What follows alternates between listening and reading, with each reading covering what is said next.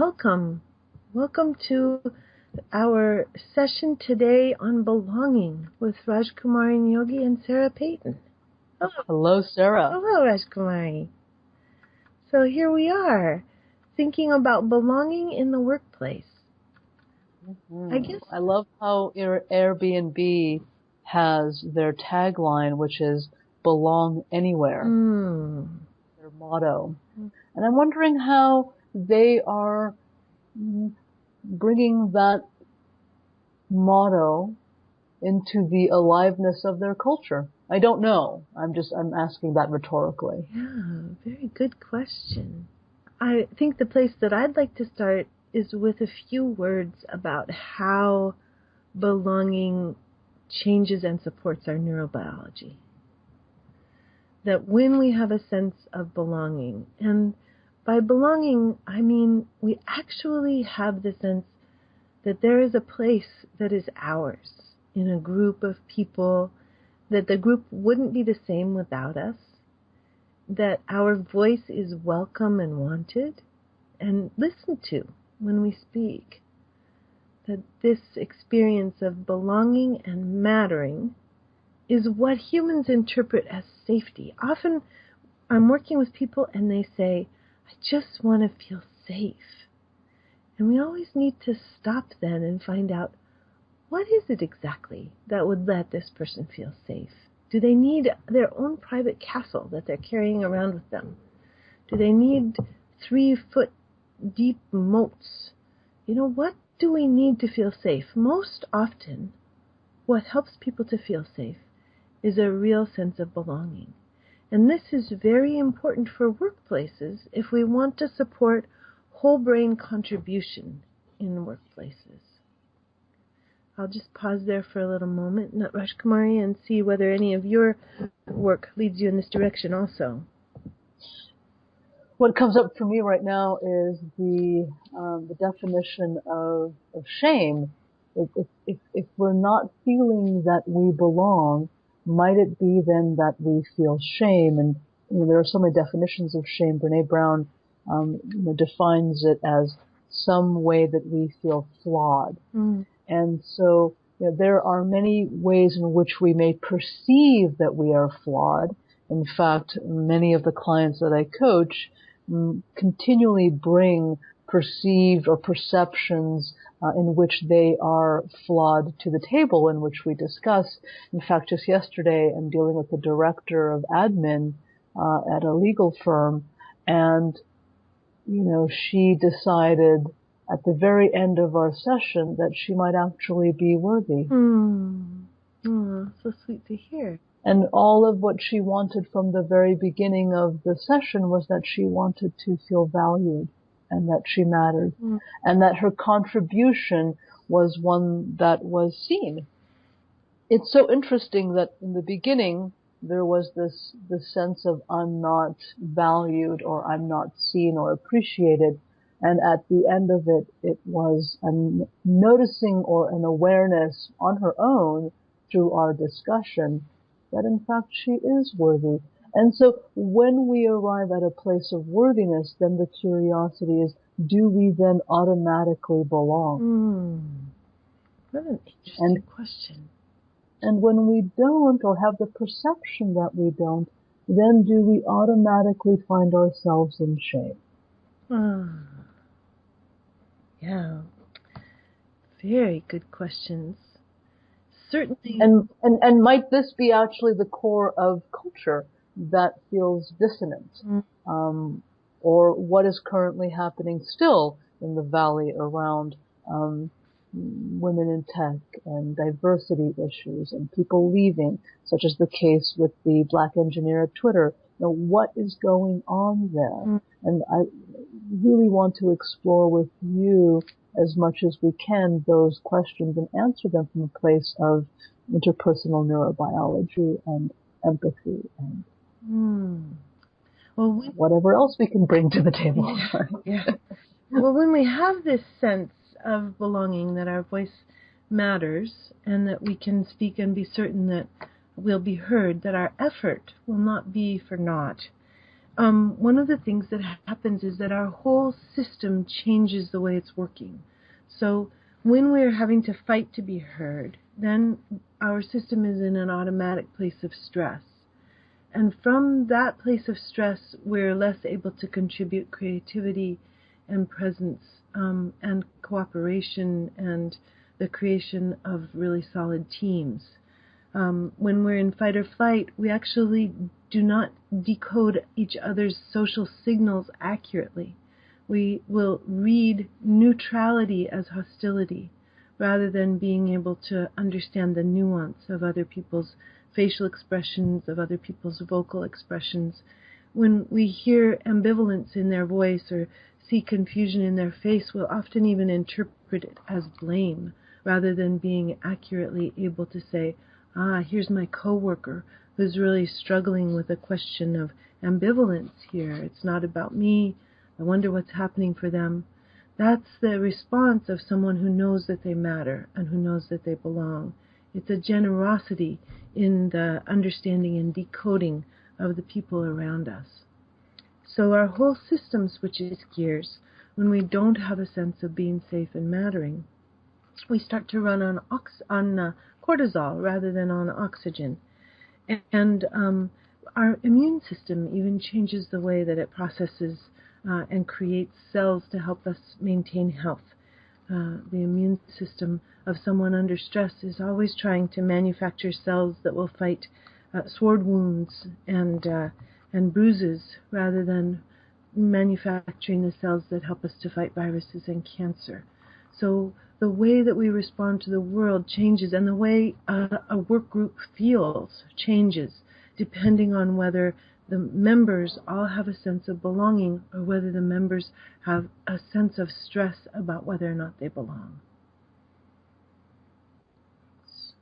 Does this match your experience of working in the world of tech, Rajkumari? Well, absolutely. There's, of course, the most latest article from the New York Times, which talked about Google's 180 teams and how they began to vet the most effective teams. And of the 5 tenets that were predominantly present in the most effective teams, the number one issue was psychological safety.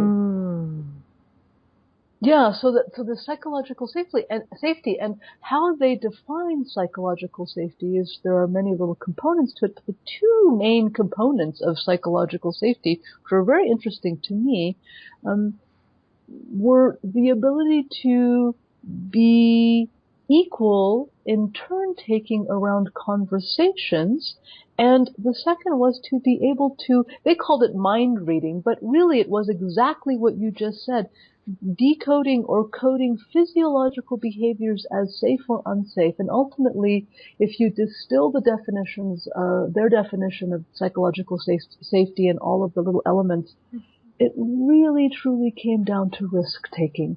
If the teams felt that they were safe enough to take risks, that team became most effective, most innovative, could share, could contribute, felt valued, laughed, played. It was most creative. It was so fascinating. And then there were 4 other elements, but the psychological safety element was absolutely key. That's such beautiful research to be able to hear about, because it ties right back into what we were talking about that team's neurobiology. This means that in those teams that had psychological safety, each member had a sense of belonging and mattering. This turn-taking in conversation is so supportive of everyone having a sense of being heard. And so what we can guess is that those teams were working with whole-brained workers. They had people who had their body online and people who had their analysis online. Absolutely. And what is fascinating with the whole belonging concept that we're talking about is this also relates to the Harvard Business Review article, I think it was in mid to late March of this year, titled Why Leadership Development Has to Happen on the Job. And what I loved about this one sentence made so much sense to me, and I think ties back beautifully to the issue of belonging, is the following. 60% of people coordinate with at least 10 people daily to do their work. That means that it is absolutely critical to learn how to relate to others, to be able to build relationships so that you can have efficaciousness in the way that you're working, get the resources that you need, be able to find all of the different people to build out that project, to get the budget required to launch the product or the feature. Your relationships, how you include others, how you create that level of safety, how you build that trust leads to levels of high performance and getting the work done. As we've been talking about this Harvard Business Review article and about the number of people that we coordinate with during a workday, it's leading me to think about the way that groups themselves interact with one another. Because one of the ways that humans will create a sense of safety is by having in-groups and out-groups. Like, I belong to this group and that group's bad. It actually, when we do that, it actually creates a flow of oxytocin. It's sort of one of the ways that humans can be misled into somewhat unproductive behavior by their own neurobiology when we start to vilify others. It's part of the basis of what you work so hard to bring people's awareness to, the idea of the importance of diversity. So are you saying, Sarah, that if I code that I belong to pastry chefs, but I don't belong to pasta makers, that when I see a pastry chef, I'm actually secreting oxytocin? Yes, that's what the research indicates, is that not just that when you're with your pastry chefs you're experiencing oxytocin, but that when you look at a pasta maker and go, I'm not one of those guys, suck, then you're actually also creating oxytocin. That we can, that when our work groups are not really emotionally supported, we can begin to try to create the results, those high productivity results, instead of supporting the results by creating work groups in which everybody's voice matters. And the other element of the article that you spoke about, the fostering of risk taking, at Google, if we are, instead of fostering healthy groups in that way, we're fostering belonging by creating in-group, out-group dynamics, then it can be destructive rather than productive. There can be a sense of belonging, but it's based on other people not being as good as us, which doesn't create the same whole brain contribution that the kind of factors that the Google groups point to. And your work, Rajkumari, in bringing attention to diversity is all about challenging people to stop creating unhealthy in-groups and unhealthy out-groups. So, for example, you and I have spoken before this call about how difficult it can be to be a woman in tech. If you're the only woman in a workplace and everybody else is men, especially if there's any of this kind of in-group, out-group creation, like the men are like, oh, women are da-da-da-da, and the woman then is left having to carry the weight of that onslaught of being the out-group instead of the in-group, then that's a real weight on a person's neurobiology. So if there are any women in this audience who are in workplaces where you're one of only one or two women, or if there are any people of other visual appearance than the dominant appearance, then there's also a weight. Our bodies, which need inclusion so much, are also have a really difficult time when there are experiences of exclusion. So I want to pause there, Rajkumari, and just see, how does this transition into this discussion move you?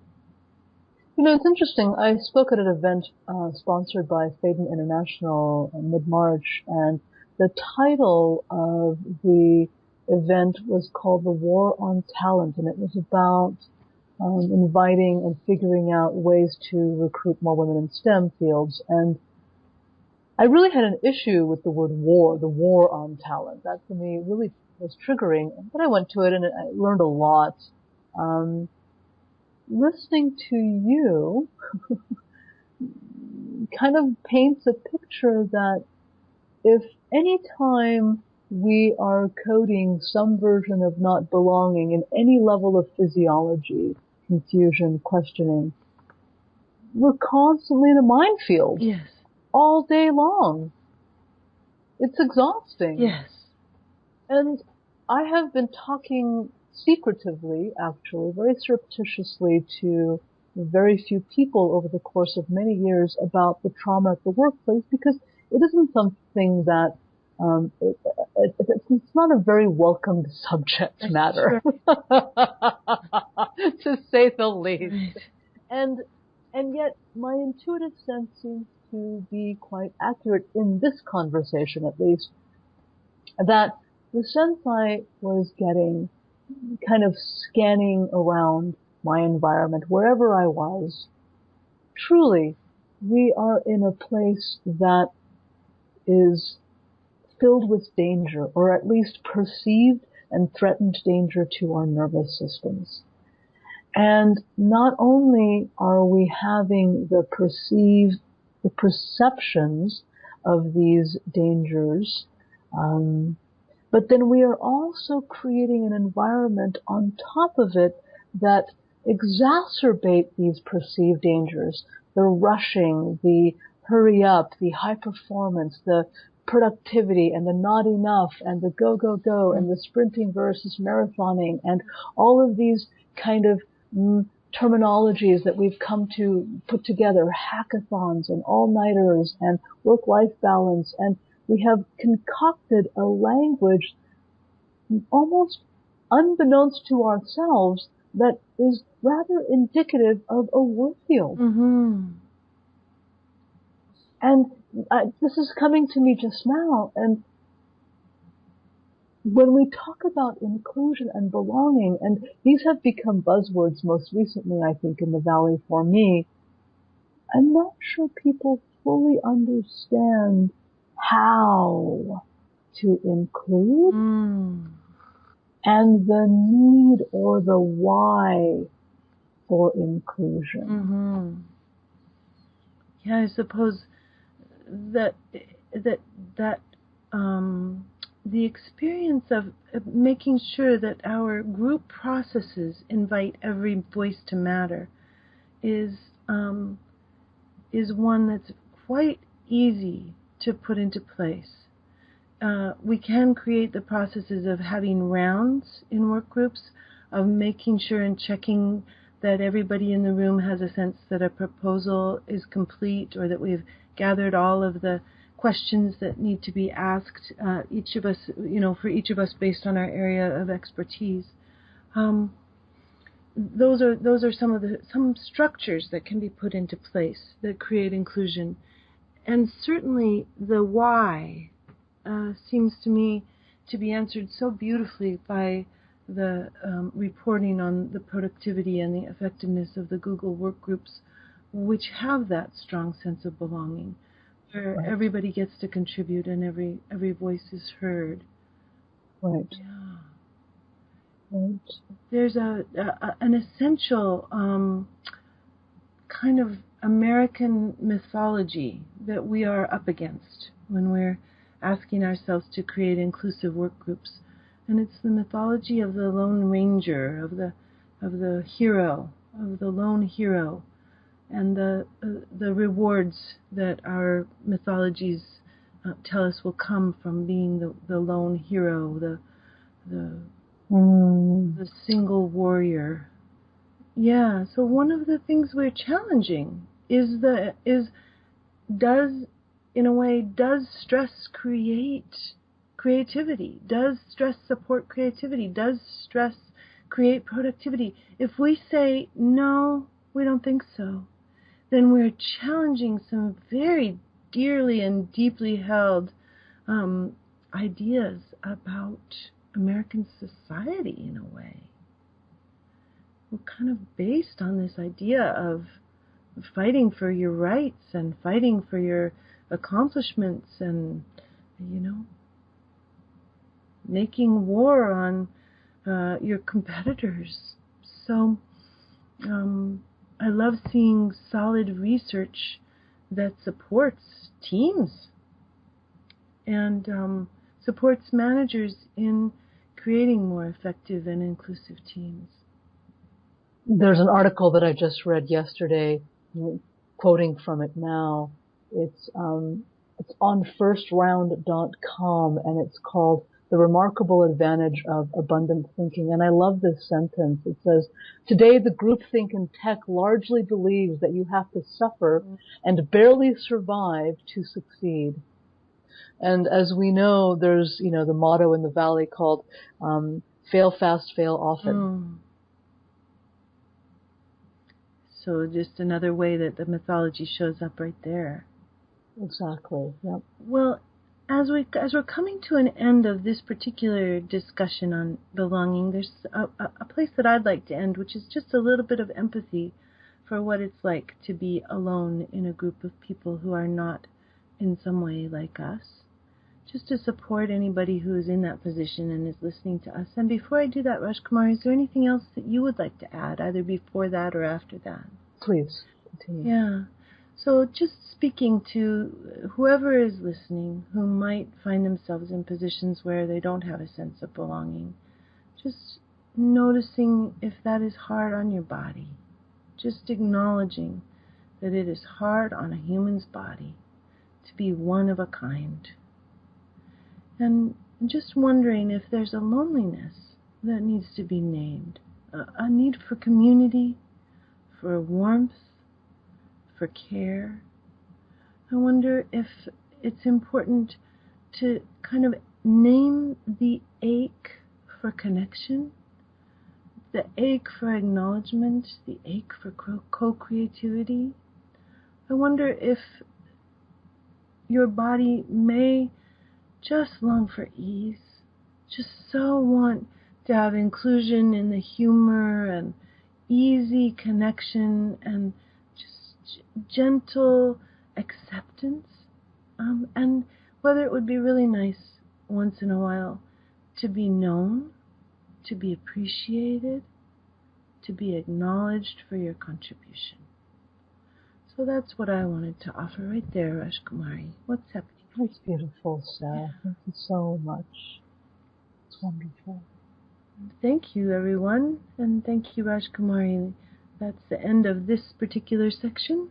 And next time that we're together, we're going to be talking about reactivity and alarm and how our compassionate and resonating self-witness can begin to step in and support us in these moments when we might get alarmed in the workplace.